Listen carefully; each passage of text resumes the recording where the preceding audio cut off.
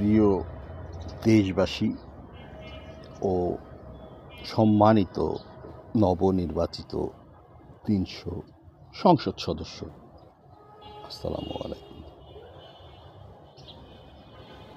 যে কাজটি সকলে মিলে করা হয় সে কাজটি আসলে হয় না, আবার যে কাজটি সকলের জন্য সেই কাজটি সকলের উপর যাতে ইফেক্ট পড়ে সমানভাবে এবং সেই ইফেক্টটা যেন তারা উপলব্ধি করতে পারে, ফিল করতে পারে, ভিজিবল হয়, তখন তারাও স্বতঃস্ফূর্তভাবে এগিয়ে আসে। আজ থেকে পিছনের একদিনও আমি যাব না। আমাদের সকল কিছুতে আমরা স্বয়ংসম্পূর্ণ, স্ট্রাকচারাল অবকাঠামো থেকে শুরু করে বিভিন্ন ধরনের ভৌত অবকাঠামো সব কিছু থেকে, কিন্তু আমাদের দৈনতা আজ আমাদের এখানে আটকিয়ে রেখেছে। গত 2টি বছর 3টি বছর আমরা কিভাবে পার করছি আমরা সকলেই তা উপলব্ধি করছি। আমি প্রয়াত নায়ক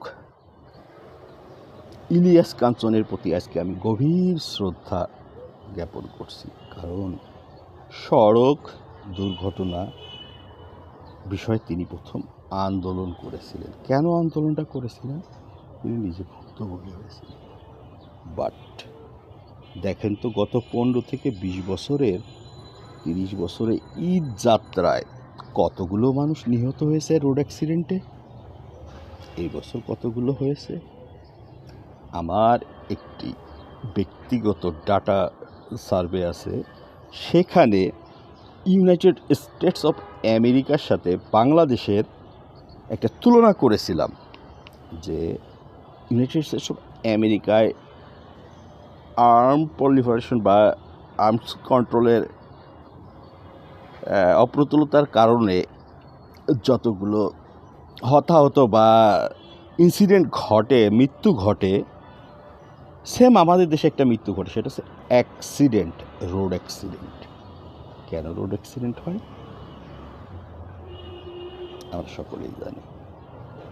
আমাদের ইচ্ছা করলে ওভারলোক করতে পারবো না। 2 চাক্কা, 3 চাক্কা, 4 চাক্কা, 5 চাক্কা, প্রাডো, ট্রাক, কাভার্ড ভ্যান, বাস সবই এক রোডে, কারণ এটা আমাদের গড়ে উঠেছে, একদিনে তো সম্ভব না এটা চেঞ্জ করা। বাংলাদেশের সর্বোচ্চ গতিসীমা 80 কিলোমিটার। আমি গতকাল প্র্যাকটিক্যালি এটা 3rd টাইম আমি এক্সপেরিমেন্ট করেছি। বাট আমরা যে পলিসিটা গ্রহণ করেছি, সাপোজ পলিসিটা আমি এক্সাম্পল হিসেবে ধরি, I have no evidence, I have no expose issue. Suppose 64 districts national security intelligence of course জানেন কোন পাম্পে কতটুকু তেল আছে, কতটুকু তেল ঢুকতেছে, কতটুকু তেল বের হচ্ছে, কতটুকু রিজার্ভে আছে। বাট এর সাথে এই পলিসিটা আরেকটা মনিটরিং যদি তাহারা করতেন, ন্যাশনাল সিকিউরিটি ইন্টেলিজেন্স, তাহলে কালোবাজার এবং চোরাই বা পাচার মনে হয় রোধ করা যেত। তথাপি আমাদের এবারে রোড অ্যাক্সিডেন্ট গত 30 বছর তুলনায় কম। একটা পলিসি, একটা প্ল্যানিং, একটা ভঙ্গুর জিনিস থেকে দাঁড় করাতে গেলে সকলে সম্মিলিত পদক্ষেপ নিতে হয়। কারণ নিশ্চয়ই পরিকল্পনাটা নেওয়ার সময় তার আগে যে বেসিক জিনিসগুলো আছে সেই জিনিসগুলো বিবেচনায় আনা হয় এবং পরিকল্পনা করে সেগুলো রিসার্চ গবেষণা করে এটা গোল ফিক্সড করা হয়, সেগুলো কাজে লাগানো হয়। আমাদের এখন সেই সময়টা চলে এসেছে। আমাদের দল সকলের নির্বিশেষে আমাদের জাতি গোষ্ঠীকে এগিয়ে আসতে হবে। শিক্ষা ব্যবস্থা শিক্ষা জাতির মেরুদণ্ড। গত 30 বছরের যে বর্তমান শিক্ষা মিনিস্ট্রি বা শিক্ষা মিনিস্ট্রি আন্ডার যে উপদেষ্টা মণ্ডলী আছেন তারা নিশ্চয়ই গত 30 বছরের টোটাল বাংলাদেশের including English medium, English version along with 3 international universities curriculum, Madrasa curriculum থেকে শুরু করে সেই প্রাইমারি কিন্ডারগার্টেন, মাদ্রাসা, হেফজখানা, এতিমখানা 30 বছরের ডাটা নিশ্চয়ই আপনারা দেখেছেন। কারিকুলাম যদি না দেখে থাকেন আমার শরণাপন্ন হতে পারেন, আমি ইনশাল্লাহ আপনাদেরকে টু দ্য পয়েন্টের ডাটা দিতে পারবো। এখানে এটা আমাদের সেই কমিশনের মতো গঠন করতে হবে শর্ট টাইমের জন্য, এবং জ্ঞান, দায়বদ্ধতা, স্বচ্ছতা এবং জবাবদিহিতা। Not on 80 days, on 80 days target আমাদের সরকার দিয়েছেন, 180 দিনের টার্গেট, বাট কি টার্গেট দিয়েছেন I don't know. Education sector, education সেক্টরের সাথে রাজনীতি ওতপ্রোত জড়িত। গত 15 বছরে 17 বছরে না ছাত্রদল ছিল না জামাত শিবির ছিল, কতগুলো বাইক পারচেজ হয়েছে নিশ্চয়ই ন্যাশনাল সিকিউরিটি ইন্টেলিজেন্স জানেন, ডিজিএফআই জানেন। আমাদের দেশে গত 15 বছরের কালচারে ওই ইন্ডিয়ান কালচারের মতো যে অল্প অল্প দাড়ি রাখা, স্টাইলিস্ট করা, এটা হয়ে গেছে। তো আমাদের একটা ভ্রান্ত ধারণা ছিল যে যারা একটু খোঁচা খোঁচা দাড়ি রাখে তারা মনে শিবির করে, বাট না, এটা আমাদের কালচারাল শিফটিং। আমার পরিবার থেকে শুরু করে সব জায়গায় দ্যাটস মিন সকল ক্যাম্পাসে যত মোটরসাইকেল, যত বাইক, কোনোটাই তো ইন্ডিয়া পাচার হয়নি, সবগুলোই তো আছে। তারা সব শিবির হয়ে গেছেন না। অ্যাকচুয়ালি গত 15 বছরে আমাদের যুব সমাজটা, বিশেষ করে 3.5 কোটি ভোটার, এরা আসলে রাজনীতি সম্বন্ধে ক্লিয়ার কনসেপ্ট রাখে না। তাই দীর্ঘদিন পূর্বে থেকে আমার একটা অনুরোধ ছিল ইনস্টিটিউট সরকার, কারণ এটা দেশের রাজনীতি, গণতান্ত্রিক দেশে বেসিক জিনিস সেই ইনস্টিটিউশনের মাধ্যমে জানাশোনা এবং অন্তত বেসিক জিনিসটা জানার পরে যার যার আইডিওলজি ওপেনলি সবাই। বাট আমি তো জানি না যে ছাত্রলীগের অর্থ কী, আমি জানি শিবির কে, শিবিরের অর্থ কী, কী তাদের রাজনীতি, ছাত্রদলের আইডিওলজি কী, তারা কারা, কী করে। তবে জানতে হবে, তাদেরকে বোঝাতে হবে, বাট এই বোঝানোটা নিরপেক্ষভাবে সকলের জন্য। তো এনিওয়ে, বাংলাদেশ সম্বন্ধে আমি 10-15 মিনিটের যে আলাপটা করব তাহা আমার মিনিমাম 2000 পেজ, 2+ আমার হাতের লেখায়, যেমন এরকম ডকুমেন্টারি আছে।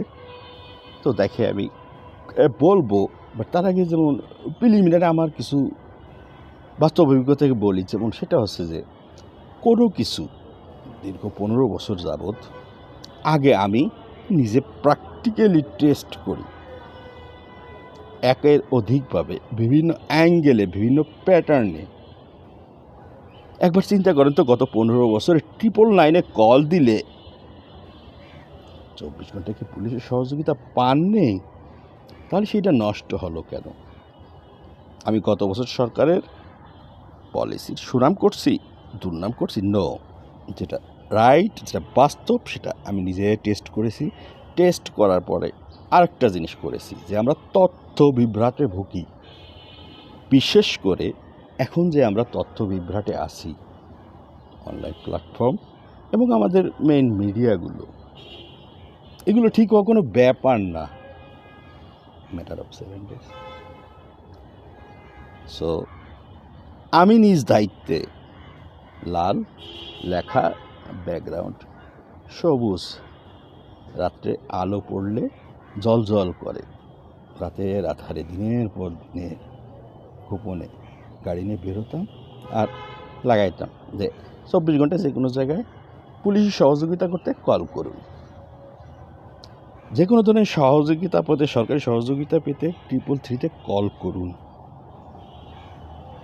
কম্পিউটারের দোকানে যাতে না যাওয়া লাগে, ওয়েবসাইটগুলোতে যাতে না যাওয়া লাগে, সেটা 333-তে ছিল। আমি রাত 4টার সময় একদিন ফোন দিছি, হ্যাঁ ভাই, আমি তো অমুক গ্রামের অমুক যাইতে বলতেছি, আচ্ছা আমাদের এই জেলা উপজেলায় মুক্তিযোদ্ধা কয়জন আছেন? মুক্তিযোদ্ধা কয়জন আছেন? তিনি বলে দিলেন। তাহলে ভাই জেলায় কয়জন আছে? এতজন। তাহলে বাকি সাইডে উপজেলায় কয়জন হতে রে? এতজন। তাহলে টোটাল আমাদের জেলায় এতজন মুক্তিযোদ্ধা আছে না? জি। এরকম অহরহ টেস্ট করার পরে আমি পোস্টারগুলো লাগাইছি, যদি একজনের উপকারে আসে এটাই আমার সমস্যা। আমি আমার নিজের গান গাইলাম, নিজের গান সকলে এক লাইন করে নিজের গান বাংলাদেশে কোনো সমস্যা থাকবে না।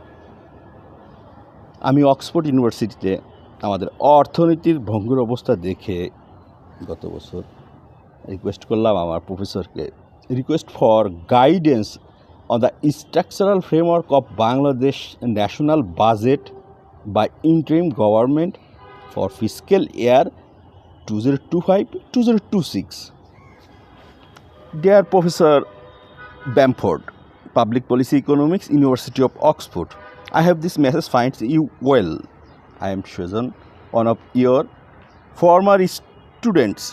Even after completing your course, I have frequently sought your valuable time and advice, for which I remain deeply grateful. As you are aware, Bangladesh is currently experiencing significant economic, social, and commercial challenges. Our foreign exchange reserves have dwindled to approximately 20 to 21 billion USD, while our internal and external debt escalated to nearby 180 billion USD. During the 2024-25 fiscal year, Bangladesh was governed by a fully democratic administration, and the total national budget amount to approximately 7,970 billion BDT. However, the current political situation has shifted and an interim government is now in place. In this context, I am concerned about the structural framework of the coming national budget for the fiscal year 2025-26 under this interim government. I am eager to develop a preliminary budget framework that is both realistic and responsive to the country's pressing economic constraints and political realities. Given your expertise in public policy economics, I would be immensely grateful in you could provide me with your guidance and insights on how to approach the budget formulation process under these circumstances. Your advice would be more valuable. তো in details এর সঙ্গে আমি আরও প্রায় অনেক ডাটার তথ্য সব কিছুই অ্যাটলিস্ট আমি 20 বছরের ডাটা তুলে ধরলাম, এটাকে আইডল পেলাম। বাট আফসোস যে হয়তো বা আমার পলিসি ভুল ছিল। আমি টাইম টু টাইম ইন্টারিম গভর্নমেন্টকে প্রতিটা স্টেপ আমি জানিয়েছি বাই মেইলে, একাধিকবার এক একজনকে। কেউ হয়তো বা তারা ব্যস্ততার কারণে দেখেন নাই। এনিওয়ে, তো আরেকটা জিনিস আমি লিখেছি, information on privacy coordinator, central intelligence agency, Washington DC, their coordinator, pursuant to the Freedom of Information Act 5 U.S.C. 552, I hereby request all available records, reports, communications, or intelligence related to the July-August 2024 uprising in Bangladesh and subsequent developments up to the present date, with particular attention to the status and whereabouts of Sheikh Hasina, former Prime Minister of Bangladesh, over the last 6 months. I am conducting personal research and seek detailed and official information on these matters. If there are any fees, please inform me before processing. Should any part of this request be denied, please specify the exemptions applied and provide appeal procedures. Thanking you in advance for your nice question. Sincerely, 5 মে মাসের 19 তারিখ 2025. Urgent appeal to the United Nations High Commission for Human Rights regarding the ban on Awami League activities in Bangladesh. Dear Excellency, I write to you as a committed member and activist of the Bangladesh Awami League, deeply concerned about the recent Gazette notification issued by the interim government on May 12, 2025, which bans all activities of our party and its affiliates under the Anti-Terrorism Act 2009 and the Anti-Terrorism Amendment Ordinance 2025. This sweeping ban, justified by allegations of killings, genocide, and crimes against humanity during the July 2024 uprising, has led to the suspension of our party's registration by the Election Commission, effectively barring us from participating in upcoming elections. The ban prohibits all forms of public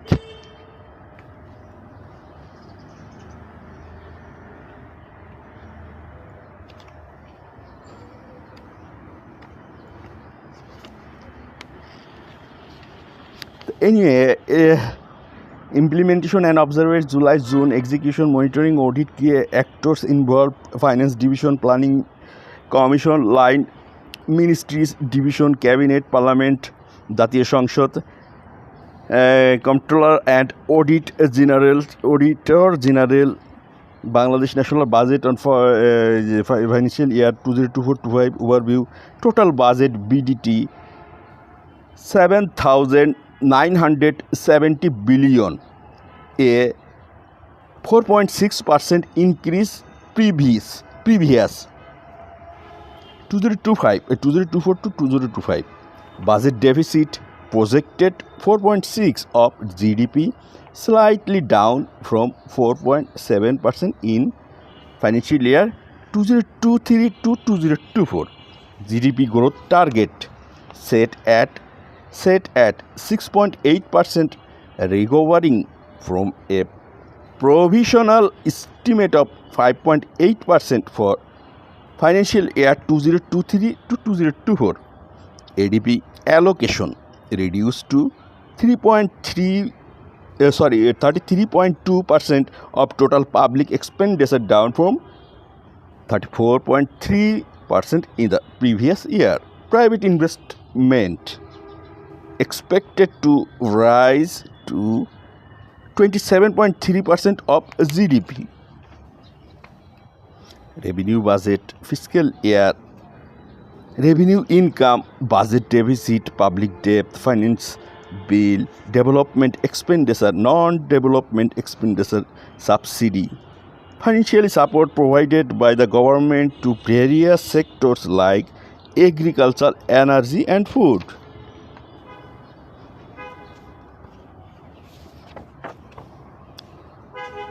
Dear fellow countrymen, along with my most honorable 300 policymakers and parliament members, be armed, you who are cool, that heat may come, bear difficulties, that easy may come.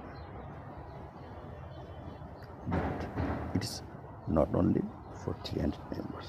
I repeat, be armed, you who are cool, যারা আওয়ামী লীগের বিদেশে পালিয়ে গেছেন, who are cool, that heat may come, bear difficulties, that easy may come. Difficulty পার না করলে easy কীভাবে আসবে? Don't cry over the past, it's gone. Don't stress about the future, it has not arrived. Live in the present and make it beautiful. Dear beloved and most respected fellow countrymen, change is the law of life, and those who look only the past or present are certain to miss the future. So if not we, who? If not now, when?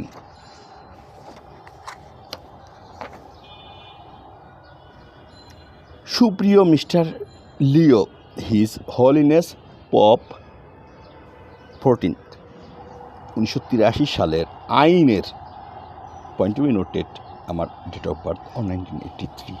1983 সালের আইনের 7টি বিষয় যা আমার ব্যক্তি চিন্তা চেতনার কম্পাসের সাথে এমনভাবে সংযোগ স্থাপন করেছে যা আমি সত্যি দেখার, ছুঁয়ে দেখার আকুলতা থেকে গবেষণাটি অফিসিয়াল ফর্মালিটিস লাইক সাপোর্টিং একজন আদম সন্তান 30 March 2006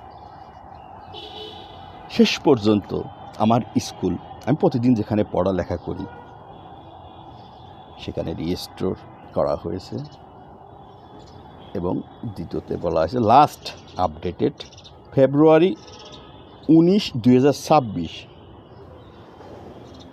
5 lessons in spying courtesy of George Washington. আমি বাংলায় অনুবাদ করেছি। আপনার দেশের জন্য একটি গুরুত্বপূর্ণ মিশন সম্পন্ন করার জন্য হঠাৎ করে ডাক পাওয়া কেমন হবে, এবং যদি সেই মিশন অবশেষে বিশ্ব ইতিহাসের পথ পরিবর্তন করে দেয় তাহলে কি হবে? ঠিক এটাই ঘটেছিল জর্জ ওয়াশিংটনের সঙ্গে। তিনি 1732 সালে ব্রিটিশ কলোনি ভার্জিনিয়ায় জন্মগ্রহণ করেন।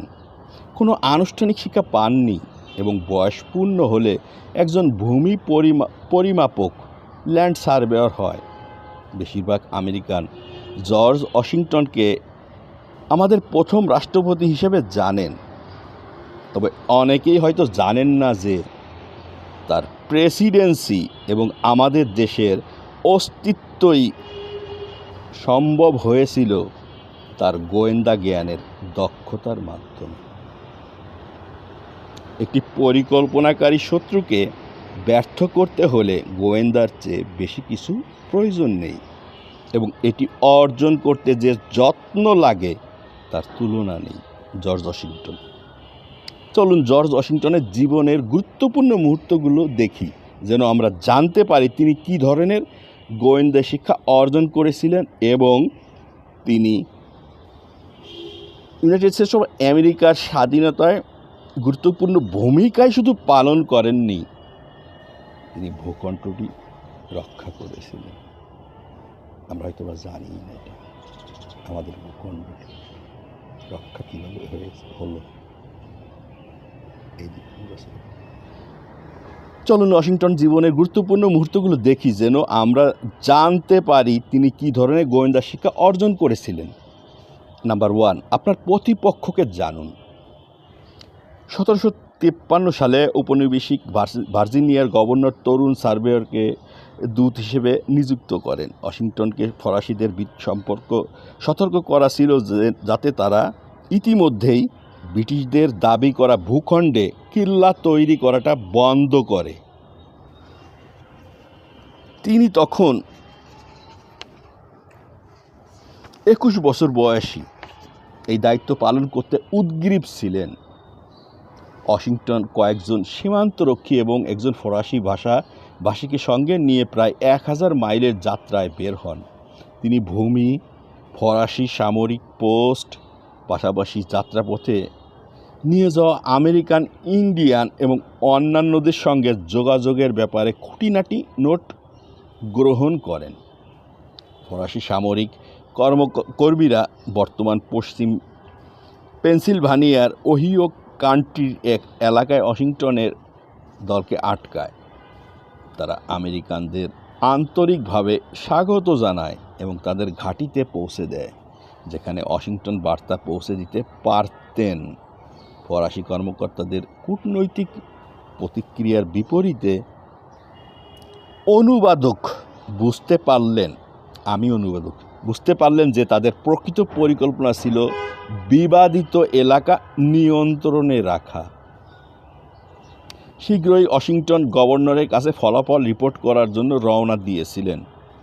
তিনি দূরে যাওয়ার আগে একটি ভারতীয় গাইডের সঙ্গে সাক্ষাৎ করলেন, যিনি নিকট দূরত্ব থেকে তাকে গুলি করলেন।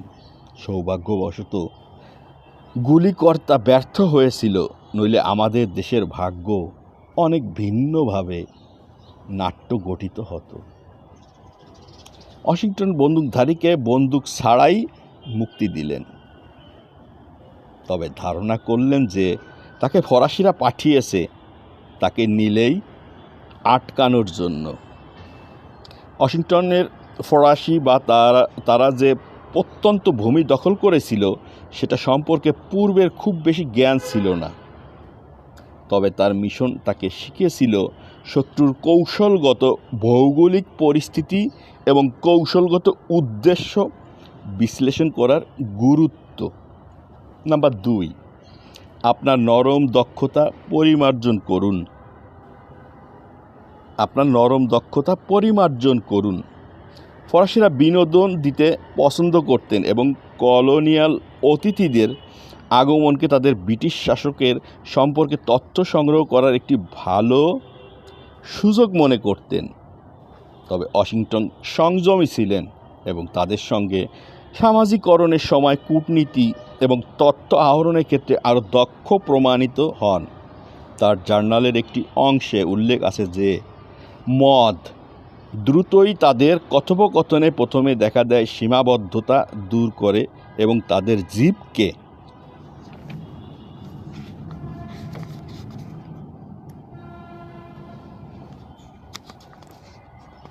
স্বাধীনতা দেয়। যেমন ল্যাটিন প্রবাদ বলে, ইন ভিনো ভ্যারিতাস, মদে সত্য। আমি এটা যেদিন শুনেছি তারপরের দিন থেকে আমি আর ড্রিঙ্কস করিনি। দীর্ঘ যাত্রার সময় ওয়াশিংটনে বিভিন্ন মানুষের সঙ্গে দেখা হয়েছিল, যার মধ্যে ছিল সম্ভাব্য হত্যাকারী এবং ফরাসি পালিত সৈন্যরা। অন্যদেরকে সহজে স্বচ্ছন্দভাবে কথা বলাতে তিনি দক্ষ ছিলেন এবং যে কেউ যদি উপকারী তথ্য বা মানবিক গোয়েন্দা তথ্য দিতে পারে তাদেরকে জিজ্ঞাসাবাদ করতেন। এরপর তিনি তার খুঁজে পাওয়া তথ্যগুলো লিপিবদ্ধ করতেন। সেই সময় ওয়াশিংটন বুঝতে পারেননি যে তার জার্নালে থাকা তথ্য ব্রিটিশদের জন্য গুরুত্বপূর্ণ গোয়েন্দা তথ্য হিসেবে বিবেচিত হবে এবং যা কলোনিগুলোতে প্রকাশিত হয়ে সমুদ্রের ও পাড়ের পাঠকদের কাছে বিতরণ করা হবে, যা আই রিপিট, এবং যা কলোনিগুলোতে প্রকাশিত হয়ে সমুদ্রেরও পাড়ের পাঠকদের কাছে বিতরণ করা হবে। নরম দক্ষতা বুদ্ধিমত্তার কার্যকলাপের জন্য অপরিহার্য। ওয়াশিংটনের কূটনৈতিক মিশন পূর্ব প্রচেষ্টা নেওয়ার ক্ষমতা, পরিবর্তনশীল কাজ ও পরিস্থিতির সাথে খাপ খাওয়ানো এবং কার্যকরভাবে যোগাযোগ করার ক্ষমতা পরীক্ষা করেছিল। 3. বর্তমান গোয়েন্দা তথ্য সংগ্রহ করা। ওয়াশিংটনের গোয়েন্দা অনুসন্ধানগুলি ব্রিটিশদের ফরাসি দখলদারদের মোকাবেলার দৃঢ় প্রতিজ্ঞতা আরও বেশি করে তুলেছিল। 1754 সালে তার প্রথম মিশনের সাফল্যের কয়েক মাস পরে তাকে ভার্জিনিয়ার উপনিবেশিক মিলিশিয়ার মধ্যে পদোন্নতি দেওয়া হয় এবং কয়েকশো সৈন্যকে নেতৃত্ব দেওয়ার দায়িত্ব দেওয়া হয়, যাতে তারা একটি সামরিক সরবরাহ রুট তৈরি ও সংরক্ষণ করতে পারে এবং একই সঙ্গে ফরাসিদের বের করে দিতে পারে। যখন ওয়াশিংটন সীমান্ত দিয়ে যাত্রা করছিলেন, তিনি ফোর্ট ডুকেনের দিকে যাওয়া নৌকাগুলোর পর্যবেক্ষণ করেছিলেন, যাতে তিনি ধারণা পেতে পারেন একজন স্থানীয় ভারতীয় ফরাসিদের অনুগত। ওয়াশিংটনের নিজের ভারতীয় মিত্ররাও তাকে শত্রুর উপস্থিতি সম্পর্কে সতর্ক করেছিল। স্পষ্টভাবে সংখ্যায় কম হওয়া তাদের জন্য আক্রমণাত্মক সুবিধা প্রয়োজন ছিল। তারা একটি উঁচু মানের ভ্যান্টেজ পয়েন্ট নজরদারি করেছিল এবং নিচে একটি ফরাসি শিবিরে হামলা চালিয়েছিল। ইতিহাসবিদরা পরে এই ছোট্ট সংঘাতটিকে ওইগুলি যা পৃথিবীকে আগুনে নিছে বলে অভিহিত করবেন, কারণ এটি ঔপনিবেশিক আমেরিকায় ফরাসি ও ভারতীয় যুদ্ধের শুরু চিহ্নিত করেছিল। আই রিপিট, ইতিহাসবিদরা পরে এই ছোট্ট সংঘাতটিকে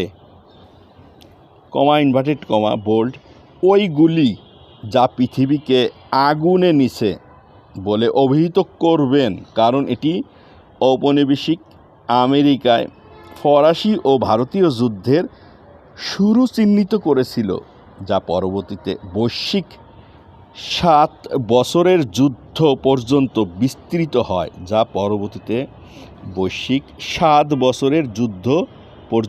বিস্তৃত হয়।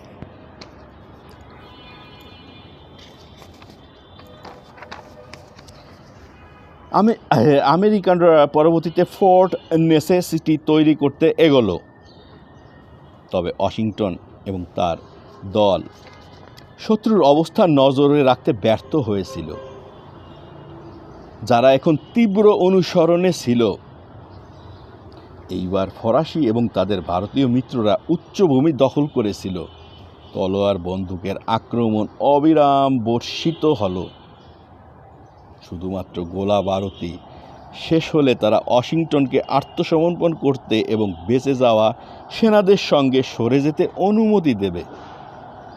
ওয়াশিংটনের প্রথম সামরিক সংঘর্ষের সাফল্য এবং পরবর্তী যুদ্ধে পরাজয় প্রতিপন্ন করেছিল শত্রু সম্পর্কে সময়মতো তথ্য সংগ্রহের প্রয়োজনীয়তা।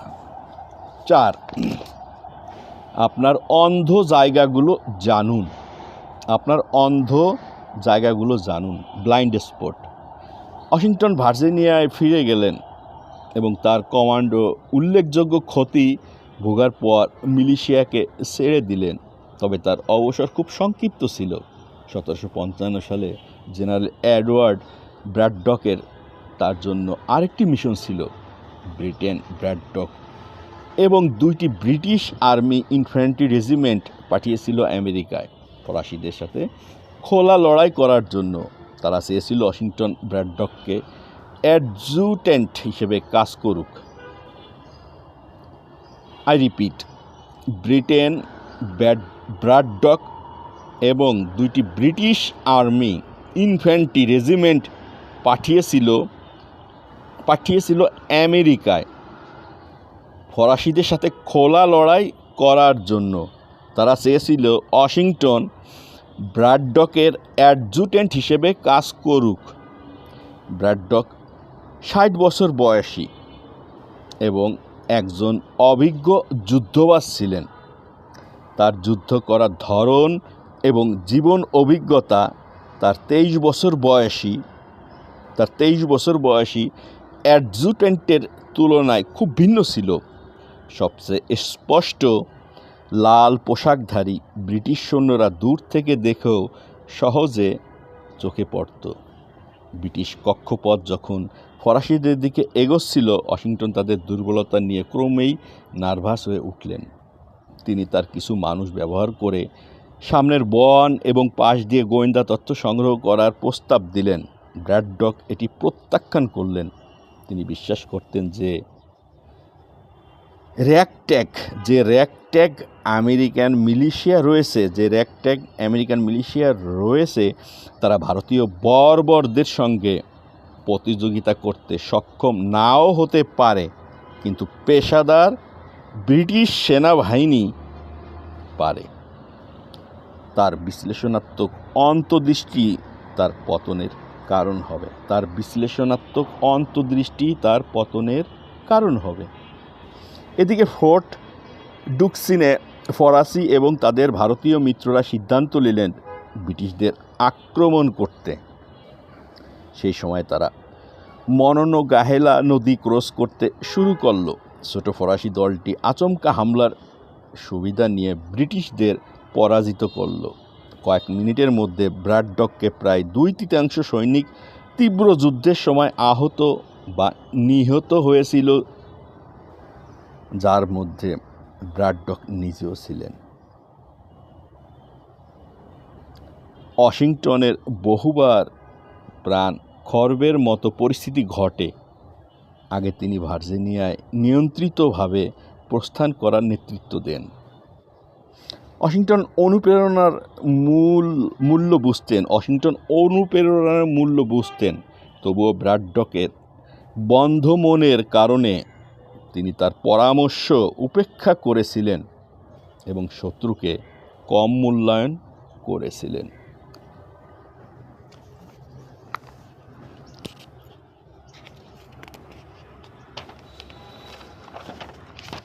নম্বর 5, বিশ্বাসের একটি ব্যবস্থা গড়ে তুলুন। ওয়াশিংটন দ্রুত ভার্জিনিয়ার মিলিশিয়ার প্রধান কর্নেল হয়ে ওঠেন। 3 বার তিনি তার সৈন্যদের নিয়ে ব্রিটিশদের পাশে ফোর্ট ডুকেনের মধ্যে ফরাসিদের মোকাবেলায় নেতৃত্ব দেন। যখন ফরাসিরা ব্রিটিশ ও উপনিবেশিক অগ্রগতির খবর পেয়েছিল, তারা তাদের দুর্গে আগুন দিয়ে তা ত্যাগ করল। এর স্থানে ফোর্ট পিট তৈরি করা হয়। বিশ্বাস। নাম্বার 5, পঞ্চম নাম্বারটা সংখ্যাতাত্ত্বিকে 2026 সালে কেন জানি পঞ্চমটা অনেকভাবেই আমাদের সংখ্যাতাত্ত্বিক খেলায় আটকায় দিচ্ছে। পঞ্চম উপদেশ জর্জ ওয়াশিংটনের, বিশ্বাসের একটি ব্যবস্থা গড়ে তুলুন।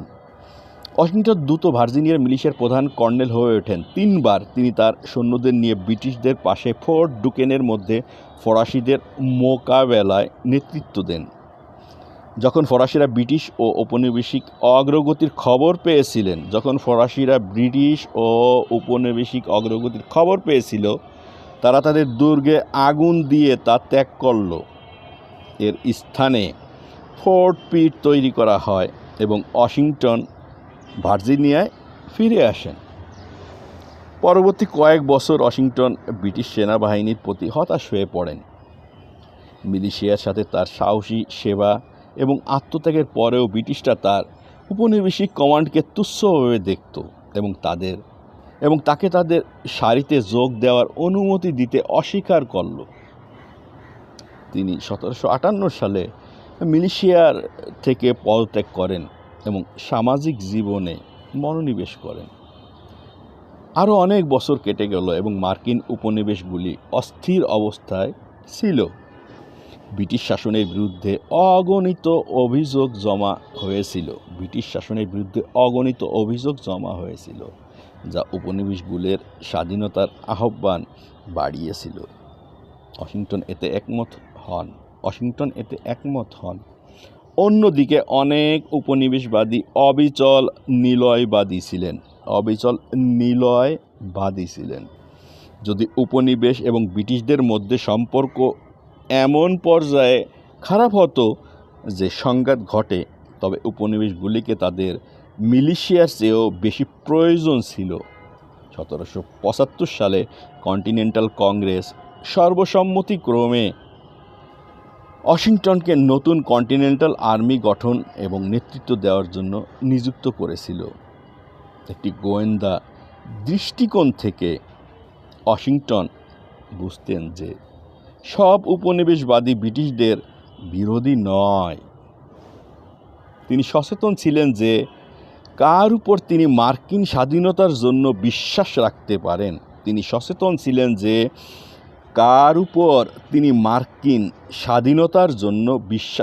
পারেন। পরিশেষে জর্জ ওয়াশিংটনের একটি উক্তি, ভালো গোয়েন্দা সংগ্রহের প্রয়োজন পরিষ্কার এবং আর কোনোভাবে জোর দেওয়ার দরকার নেই। 17 ফেব্রুয়ারি 2026 সালের এটা আর কি।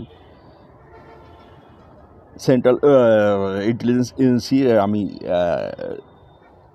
যে স্টাডি করি ওখানে সিএসআই আছে, মানে পড়ার জন্য লাইব্রেরি আছে, সেখানে বিভিন্ন সিরিজ গল্প থাকে।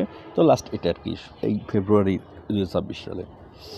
ভালো গোয়েন্দা সংগ্রহের প্রয়োজন পরিষ্কার এবং তার আর কোনোভাবে জোর দেওয়ার দরকার নেই। আমার কেবল এটুকুই যোগ করতে হবে যে আপনি পুরো বিষয়টি যতটা সম্ভব গোপন রাখবেন, কারণ গোপনীয়তার উপরই সফলতা নির্ভর করে। জর্জ ওয়াশিংটন, তিনি আমার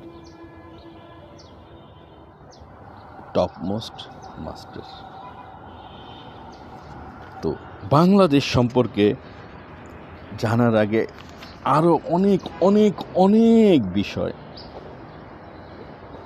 পাস্ট আমাদের কিছুই দেবে না, পাস্ট আমাদের জানতে হবে, সেটা পবিত্র পলিসি নিতে হবে এবং সেই সাথে পলিসি নিতে হবে আমার কি আছে, কে জামাত, কে আওয়ামী লীগ, কে বিএনপি। এটা ডিসক্রিমিনেশন করলে আমরা আরও পিছিয়ে পড়ে যাব। আওয়ামী লীগের কি এমন কেউ নাই যে বিগত দিনে সাপোজ 2001 থেকে 2008 থেকে ওই যে 2009-এর যে এমপি হলেন, আমি একজনকে চিনি, গোলাম মোল্লা রনি ভাই, যিনি এমপি থাকা অবস্থায় তিনি কি করেছেন, সড়ক ও জনপথ বিভাগে বা বিভিন্ন দায়িত্বে পালন করেছিলেন। তিনি তো বাংলাদেশে আছেন, তার মতো অনেকেই আছে, তারা তো আওয়ামী লীগ করেছেন, বিএনপি করেছেন, এখন হয়তো বা করেন না। তাদেরকে সরাসরি কাজে লাগান। কিভাবে কাজে লাগাবেন? প্ল্যানিং, পরিকল্পনা। তুমি কোনো একটি কাজ করার আগে ততটুকু চিন্তা করো যেন কাজটি অর্ধেক হয়ে যায় এবং যাদের জন্য পরিকল্পনা তাহারা যেন তা উপলব্ধি করে এবং তাদের উপর সেটা সমানভাবে বিস্তার করে। অজস্র টাকা আমরা প্রতিদিন খরচ করে যাচ্ছি। আমি ঘুরলাম তো গত 2-3 দিনে, অনেক কোল্ড স্টোরেজ বানাইছি, অনেক কৃষি বানাইছি, তাহলে কেন বানানোর পর কী করলাম, প্ল্যানিং বা কী রিসার্চ গবেষণা জানি না। কত ফুটওভার ব্রিজ, কত কিছু আমরা বানাই, কোনো কাজে আসে না, অর্থ তো আমাদের নষ্ট হয়। বাট আমরা যদি বলি আমাদের ম্যান পাওয়ার শর্ট, ভুল।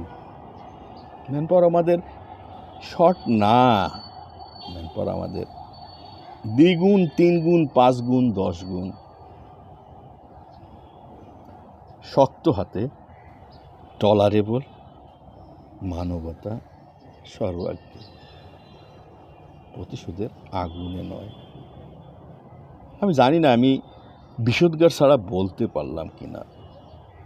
টিট ফর ট্যাট, আমরা যাহা করব তার ফল আমাদের ভোগ করতে হবে। বাংলাদেশ সম্পর্কে আমি দেখি চেষ্টা করব, আমি এত দূর না, একদম যে এই জাতিসংঘ থেকে শুরু করে আন্তর্জাতিক যত সংস্থার সাথে বাংলাদেশের রিলেশন, যত দেশের সাথে bilateral relation, exceptional relation, agreement থেকে শুরু করে বাংলাদেশের আমার কি আছে 2026 সালের জানুয়ারি পর্যন্ত, সেই তেলের রিজার্ভ বলি, খনিজ বলি, গ্যাস বলি, অর্থ বলি,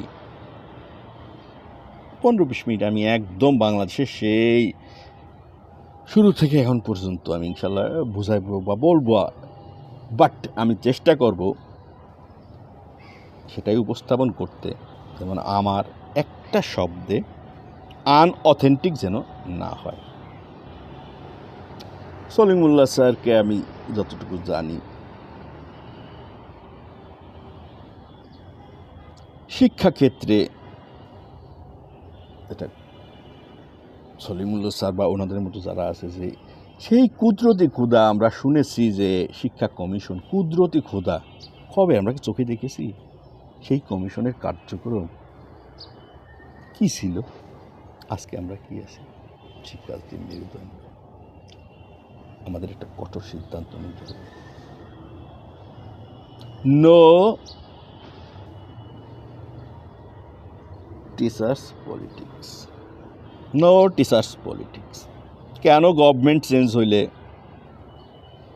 সরকারি কর্মকর্তা কর্মচারীরা ইনস্ট্যান্ট চেঞ্জ হবেন? কেন ভিসি চেঞ্জ হবেন? যোগ্য অযোগ্য কি, সাদা দল কি, নীল দল কি? ঢাকা ইউনিভার্সিটি আমি দেখিনি।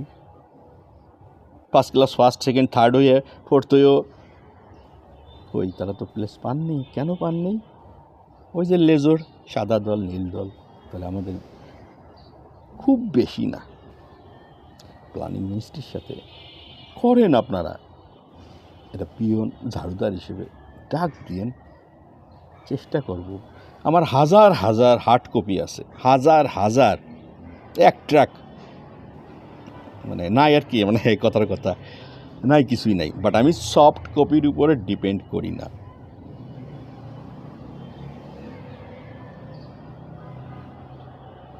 ধন্যবাদ সবাইকে।